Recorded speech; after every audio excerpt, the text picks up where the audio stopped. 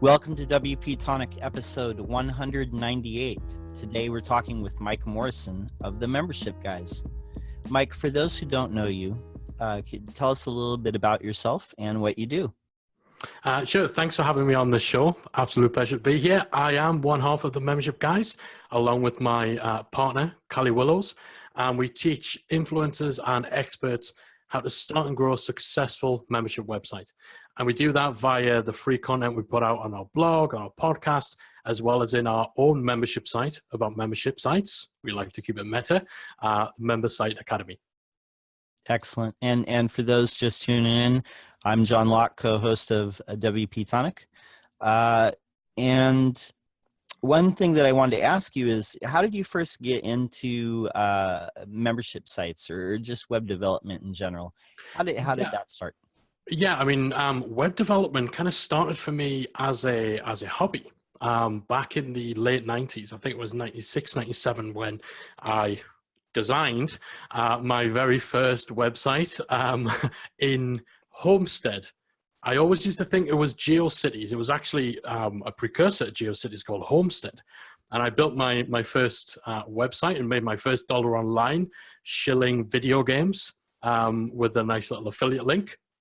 And after I just kind of created a few different hobby sites using Homestead and then GeoCities, I started to get a little bit interested into, actually, how does this all work? What's behind all of this stuff?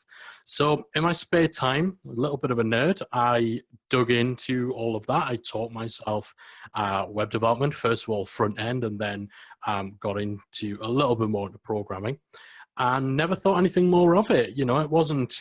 It wasn't anything our careers advisor at school ever talked about as something, people actually did for a job.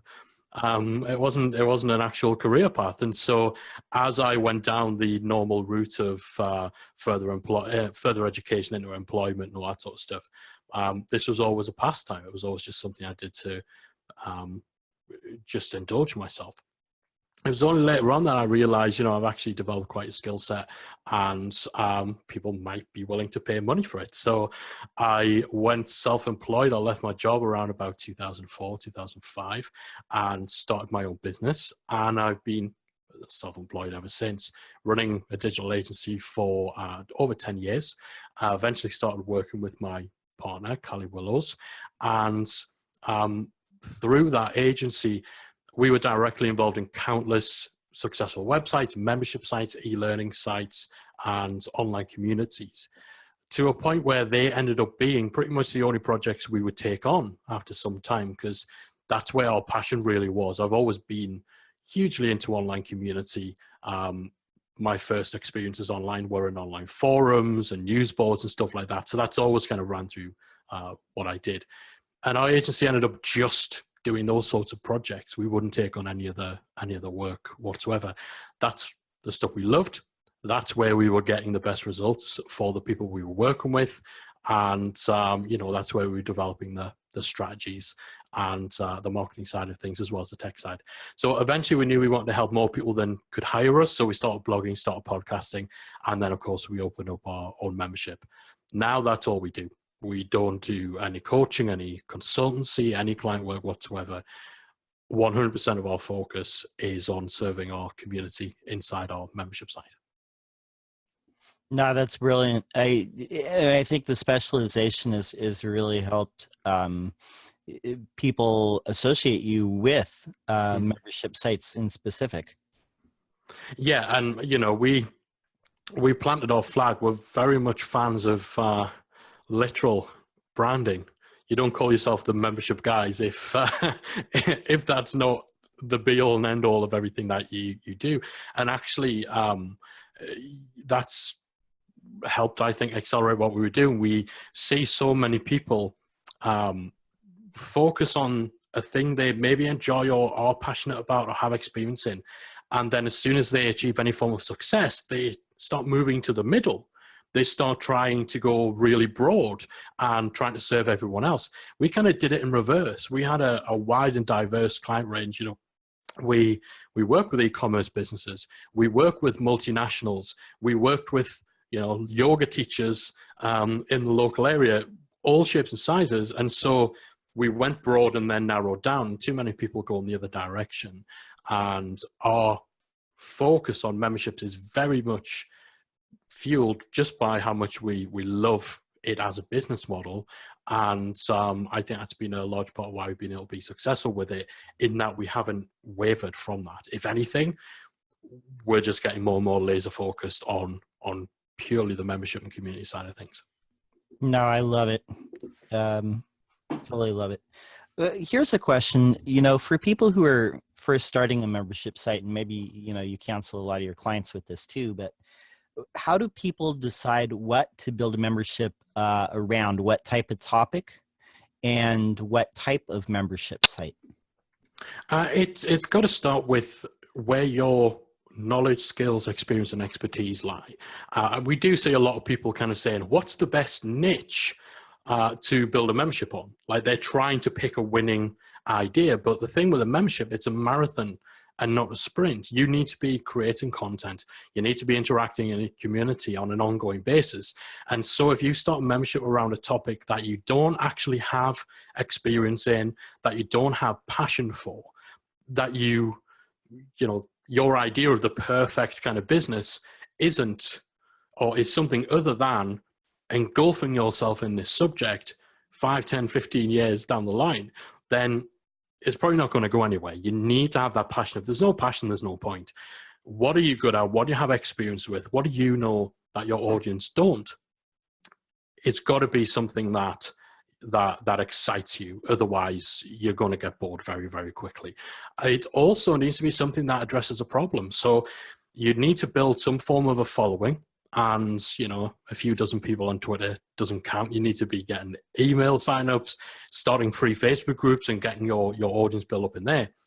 And you need to figure out what keeps these guys up at night. What causes them problems? What's stopping them from getting to where they want to go?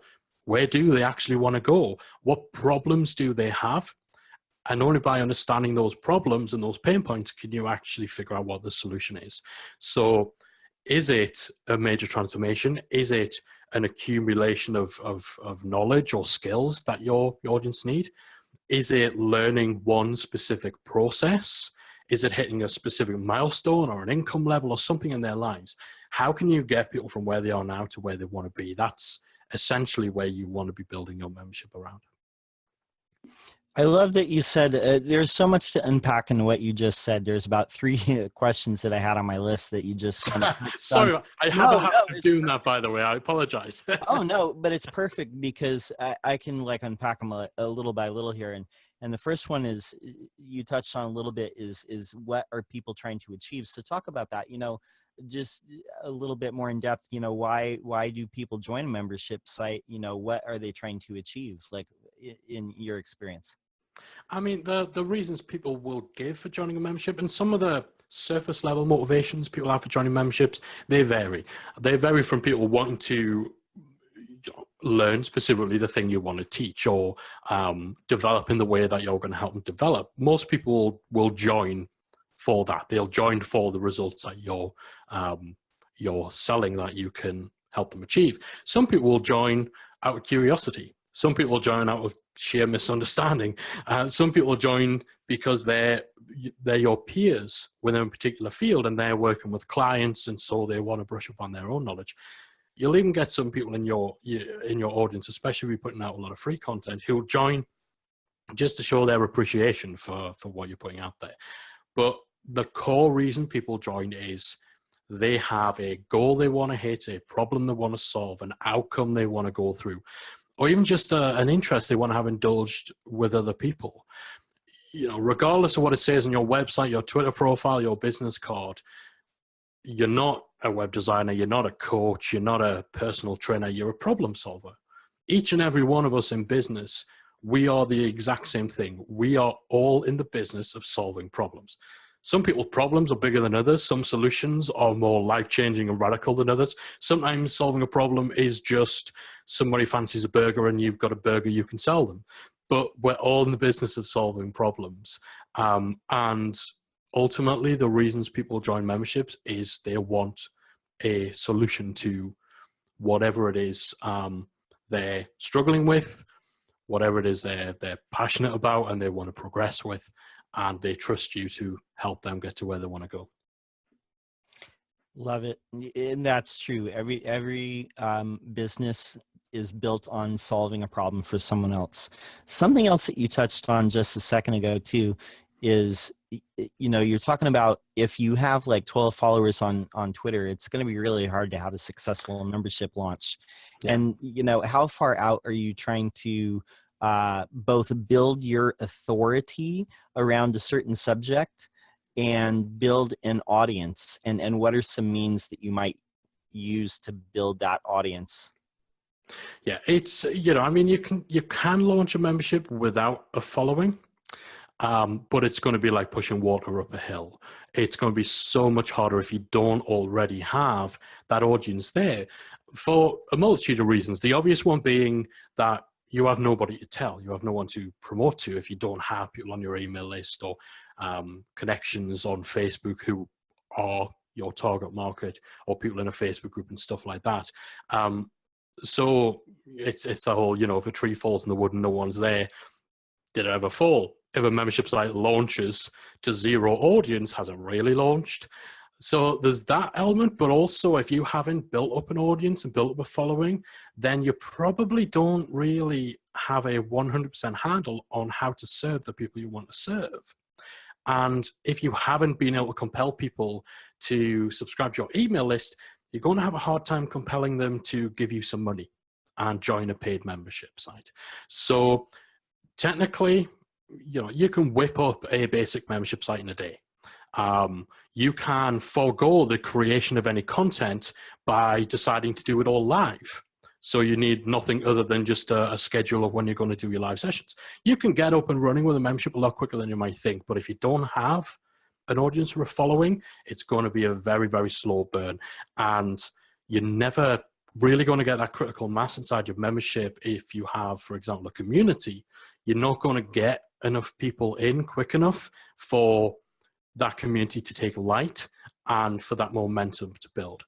So try and attract your audience before you try to, sell them something. There are ways to accelerate this. You can use what typically like event-based marketing, we like to call it. So things like running a challenge where people opt in, and perhaps over a series of 30 days, you help them get from A to B via a series of emails, via a series of live 15-minute live calls, Facebook live sessions in a Facebook group, where you turn that into an event. You have a limited enrollment period, and then throughout the month of August, you're going to go through this challenge. And so you've got that timely element, you've got the urgency that you can use to get a greater amount of signups than you would if you were just hoping traffic will trickle to a blog and opt into a list. You can do things like web summits. Again, you turn that into an event, you get a lot of attention, you get a lot of eyeballs, and you get a lot of people opting into your email list. And these sorts of things are great jumping off points. So you can use these to build your audience quite quickly and get them on the list. And at the end, you've got that jumping off point to promote a membership site. Free Facebook groups work well too. We're very much like they're quite a big part of our strategy. In fact, as soon as we decided that the long game, we were actually going to move away from client stuff and focus just on building our own membership site, we set up a Facebook group. So we had somewhere to direct people if they emailed us or contacted us on social media, said, I've got a question about memberships. We wouldn't hit reply and answer it. We'd say, great question. Join our free Facebook group, pop the question in there, and you'll get an answer from us as well as all the other people in the group. So a Facebook group's an easy way of kind of giving your audience somewhere to go until you're ready to actually, take a membership to them and trying to get them to engage with you that little bit more through your paid community. And and content marketing is the other side of things, like blogging, podcasting, YouTube videos, if that's your thing, Facebook Lives now especially.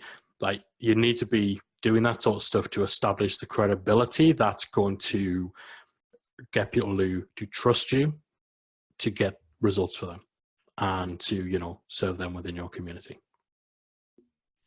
two things that really jump out at me from what you're saying, and something that I've observed in the wild as well, is that the most successful membership sites seem to have two elements that are always there, and one is community and the other is engagement. And I've really formed some strong opinions that it's really difficult to have a wildly successful membership site without community. And something that you were saying, too, before you're launching like a full site, you can develop that in something like a Facebook group. How important do you feel community is to the success of a membership site? I think it's a huge, huge part. What we observe more than anything else in terms of commonality across industries, across different membership models, is that members will come for your content, but they'll stay for your community. Your community gives your membership that sticky factor.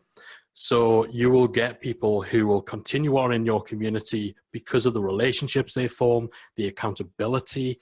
It gives them just the entertainment value that comes from getting to know other members and striking up rapport with them. People will stay in your community for that stuff long beyond when they're finished consuming all of your courses, long beyond the point at which they decide to stop coming along to your live calls and stuff like that. Community is what keeps people subscribed for years. And I think even more so these days, like even going back 10, 15 years, I think before social media really sort of exploded, the internet was very much one way for everyone other than the slightly geekier guys who were already hanging out in forums and hanging out in IRC channels and stuff like that. Like for everything other than us, like the internet was one way. Now, I mean, it's just a completely different animal. And so I think, not just for meeting expectations, because I think people expect there to be some sort of a social experience attached to pretty much anything they do online. So at the very least, having that just to meet expectations is valuable. But in terms of aiding the educational process, if your membership is one based around e-learning, for aiding development and progression, community and having a community like a forum or a paid Facebook group, it gives you tools as the membership site owner to give people that one-on-one attention and to serve people one-to-many without it actually having too big an impact on your own time. And I think if you have a paid membership, then with the exception of maybe if you have a one where it's purely like resource based, so it's a membership where you join to gain access to like a library with 1,000 template files or worksheets or checklists or something like that. Like unless you are exceptionally detached for a reason from what your membership provides in terms of content and deliverables, like you should always have a community. I think it's so essential for long-term success for memberships. Couldn't agree more. What are some other components of a successful membership site that we haven't touched on yet? There's a few. First of all, you need to get your head right. You need to get the mindset right. If you are going into this because you have visions of kicking back on a beach somewhere in a hammock, sipping Mai Tais as the money rolls in, you need to bark up another tree, because that's just not how it works. There's passive income is very rarely passive. Nobody who read the 4-hour work week only works 4 hours a week, not even the guy who wrote it. So if you're looking for a silver bullet or a golden goose, it's not happening. But if you enjoy the prospect and you get excited by the prospect of your business being based around you teaching on supporting people, building a community around a topic you're passionate about, if the thought that, for anyone who's watching this, and I know there's a lot of people in the WordPress community, like if you're an embattled web developer who's so tired of your skill set only being used to an absolute fraction of its potential because you don't really, when you're working with clients, you don't you very rarely have a real platform for really flexing your muscles and doing all that you can do. If you're like that within whatever field, whether it's design or coaching or what have you, if the prospect of actually creating something that, you know, you can flex your muscles and you can tap into all the different things in your toolbox because you're creating content, you're setting the terms, setting the rules. If all that sort of stuff appeals to you and you aren't scared of actually working for it and you recognize a membership's a marathon, not a sprint, then you're probably a little bit better suited to membership. So that's the third thing. You need to get your membership mindset right. You also need to recognize one of the key differences between a membership site and something like an online course or, you know, a piece of software or something is the sale is just the beginning. You know, you're selling a one-off course. Once you've made that sale, your job's done. You've got the money and you move on to try and get the next sale. With a membership site, that sale is just the beginning. It's the starting pistol rather than the end of the line. You need to get that sale. You need to keep that sale month after month, year after year. So retention is absolutely crucial. You can't build and scale a membership site off single payments from people who join and then leave before the end of the first month. You need to market beyond the sale and give people a reason to stick around within your membership. That means showing up and serving. That means delivering ongoing value, whether it's through the content, whether it's through the interactions in your community, the support and accountability that you provide to your members. You need to deliver that ongoing value. You want people to pay you on an ongoing basis, you have to deliver on an ongoing basis. That means showing up in your community. It means answering posts. It means enjoying engaging and interacting with your members. And that's something you need to do long term if you want your members to stick around. So member retention and the whole member experience is it's crucial for the long-term success, because you want to build and build and build and build and build. And, you know, when we say memberships are a marathon, not a sprint, it's very much true. But if you stick it out and if you're in it for the long haul, that recurring revenue where you're not starting from zero every month. If you've got 100 members, then you get 20 more. Now you've got 120, then you get, you know, and it goes up and up and up.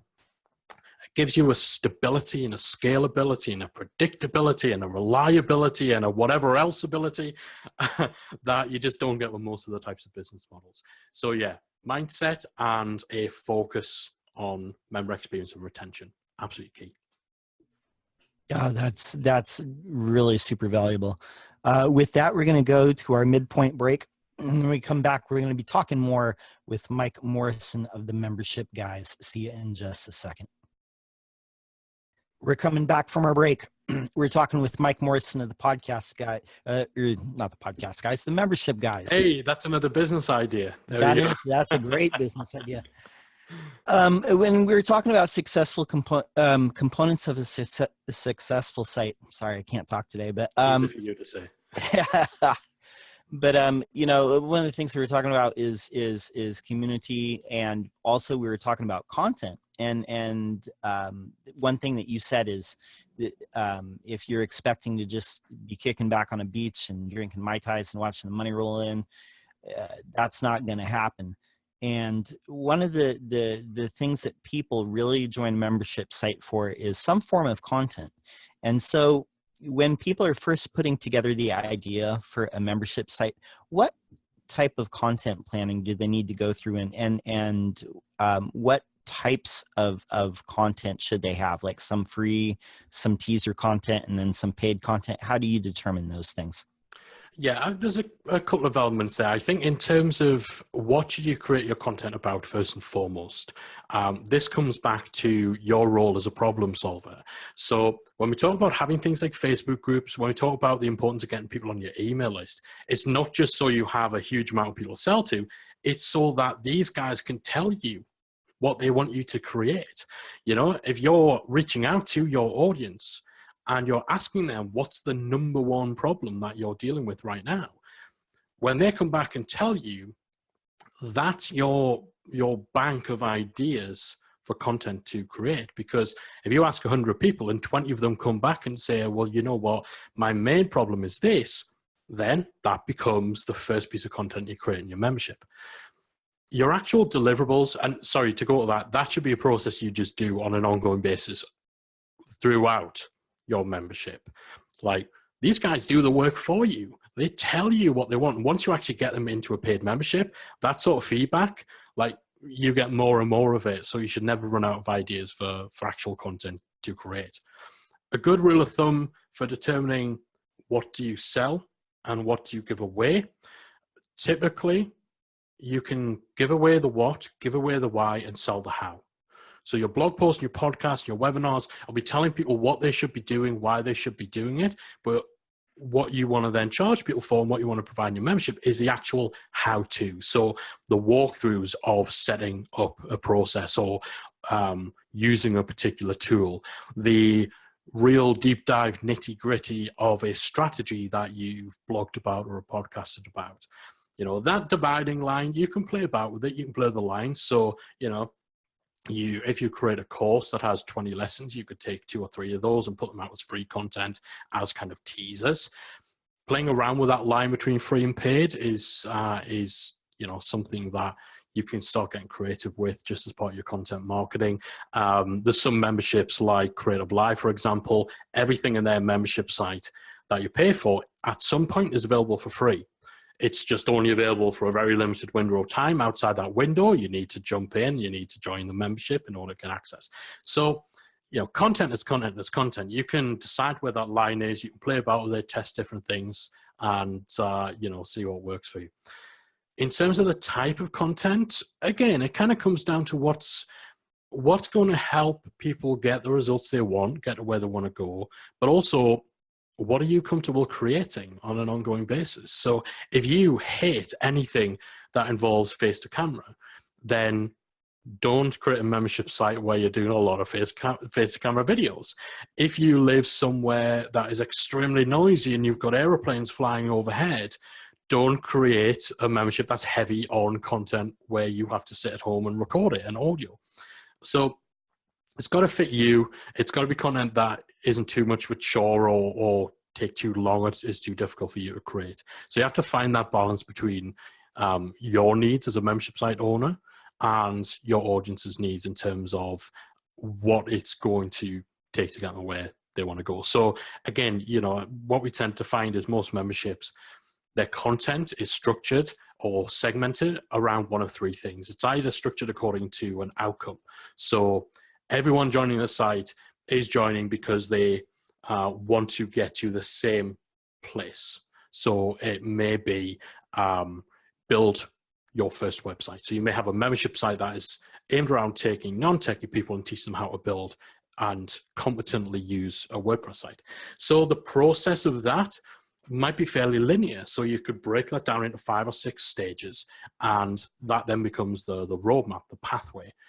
Your content then becomes about figuring out what someone at step 1 looks like, what they need to learn to get to step 2, and then creating the material around that. That could be, it could be a mini course, it could be a long course, it could be a series of one-off tutorials that are really specific about using specific features. Then what gets people from 2 to 3, what gets people 3 to 4, and so on. So that's one way, structuring around an outcome. Second way is structuring your strategy based on competency. So you see there's a lot of music-based membership sites where their competencies are perhaps beginner, intermediate, and advanced.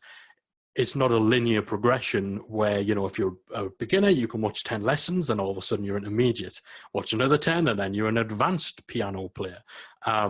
So with that, that just becomes about, again, creating content for those different segments that's going to help people develop their skills and learn specific, you know, techniques and so on.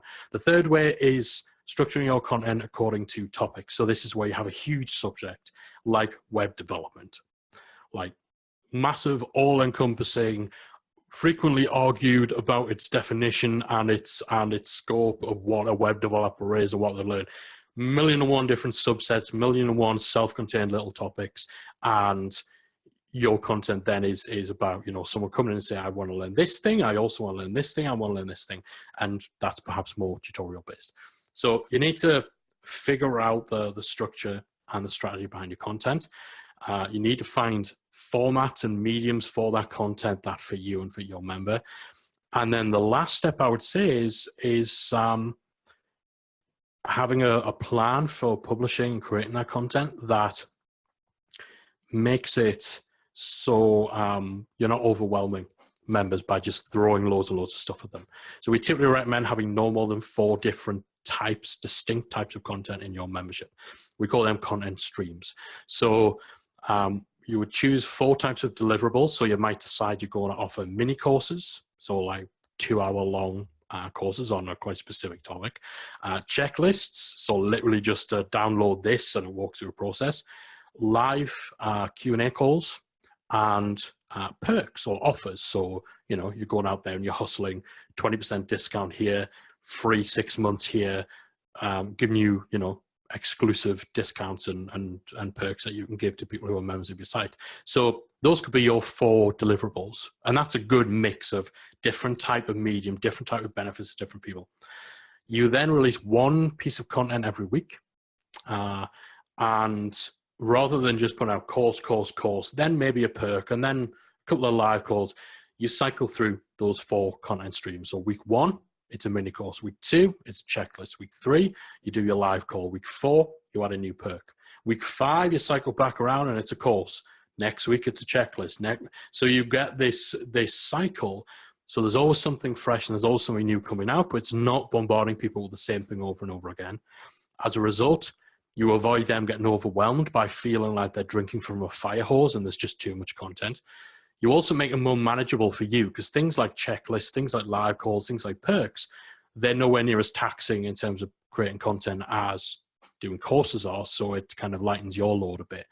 And then if you apply the segments we talked about, so, you know, if you determined your audience consists of people of beginner, intermediate, advanced, you can apply that to those content streams. So instead of just being mini course, then a checklist, then a live, and then a perk, week 1 is a mini course for your beginners. Week 2 is a checklist for your intermediate guys. Week 3, you've got a more advanced Q&A. Week 4, you've got a perk that everyone could benefit from. Week 5, it's another mini course, but this one's for your intermediate guys. Then the week after, your checklist is for advanced. So you're mixing things up both in terms of the type of content you're delivering and the segment of your audience that content is relevant for. And it's enabling you to deliver that ongoing value in a manageable way and, you know, in a way that's going to keep people subscribed. That's a lot. I'm sorry. I'm talking about avoiding overwhelm and I'm just going. I apologize for that. That's what people have the rewind button for. Exactly. Go back and listen to it again. There is a ton of valuable information there. Last question that I want to ask you in this episode is about onboarding. And I think, you know, that might be a thing that a lot of people struggle with, is setting that up. And maybe it's an afterthought sometimes, but it is so critical. Talk just, if you can, just a little bit about the importance of onboarding and how it contributes to the long-term retention of a membership customer. Yeah, for sure. I mean, retention starts day 1, minute 1, when someone joins your site. The second that someone has completed registration, completed purchase, the clock is ticking. You need to give them a reason to stick around. You need to make sure that their member experience is one that sets them up to be more likely to be a long-term member. So you need to make sure that you're getting them off to the right start. You're getting them into the habits, you're getting them, you know, into the habit of logging into your website, of consuming your content. You're making sure that there's no kind of buyer's remorse, or, you know, the typical things, you join a membership or you buy something, you do get that little pang of kind of, was that the right call? So you need to alleviate that right away. So first thing somebody sees should be some form of welcome from you, whether that's a nice message with a friendly picture, or more typically a welcome video, letting them know that you're grateful they've joined, you're excited they're part of your community, making them feel good about their buying decision and getting them excited for more. From there, you want to be essentially giving them the first 4 or 5 steps to get them off to a start with your site. So think about, ideally, what every member of your site should do as a minimum in order to get off to the right start. So this could be things like having them set up a profile in your community software, getting them to post an introduction. It might be having them complete a mini quiz that helps you to identify their needs, so you can then give them, you know, tailored content recommendations or a starting point, so that, again, there's more chance that they'll jump in, they'll be on the right track, they'll get a little bit of a result, and they'll want to stick around to progress from there. Then throughout their first days, weeks of their membership, you want to be communicating with them regularly, checking in, making sure that they're finding their way around, giving them an opportunity to let you know if there's a problem they're having, if they're finding your navigation confusing, if there's a technical issue that they're having. You know, it's amazing how many people, you know, can end up leaving a membership because they just couldn't figure out how to find one of the things that they were most excited by on your sales page. And if you haven't started that dialogue and made it easy for them to say, well, you know what, I'm really having a problem finding this one thing, quite often they'll just leave rather than let you know, especially if they're a little bit more passive and they're not inclined to kick up a fuss.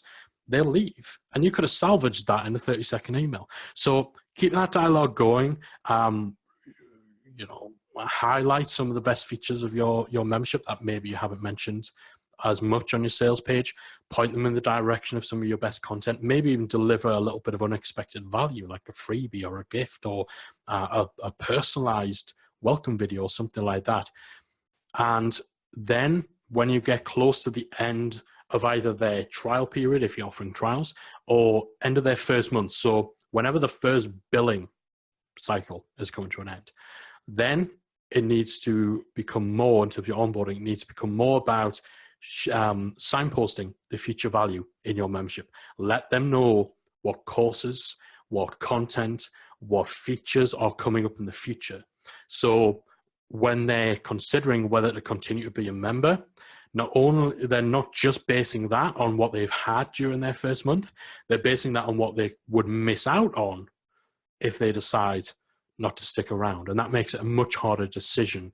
And it creates that, I hate the term because it sounds nasty, but it creates a pain of disconnect, whereby it's like, yeah, okay, well, I watched this course, and this course was cool, I went to the live, and the live was good. Yeah, it's been all right, I'm just going to cancel. If you put this stuff just out of reach, and you let you know, you just need to stick around, and you're going to get this awesome thing and this awesome thing. And that's something you want to carry throughout your membership. Always be signposting that feature value. So any decision about whether to leave, whether to stay, has to include the prospect of not being there for these cool, awesome things that are coming up in the future. I love how you put that. It's the promise of they never want to leave, because there's always this promise of more great stuff that's coming, and if you always deliver, then they have no reason to leave. Exactly. And when we talk about giving them out those 4 or 5 things, you definitely need to include something that gets them using your community, because that is what's going to hook them in. You want to make it as easy as possible for people to get in your community. Having a separate introductions section and making sure you're encouraging people to introduce themselves.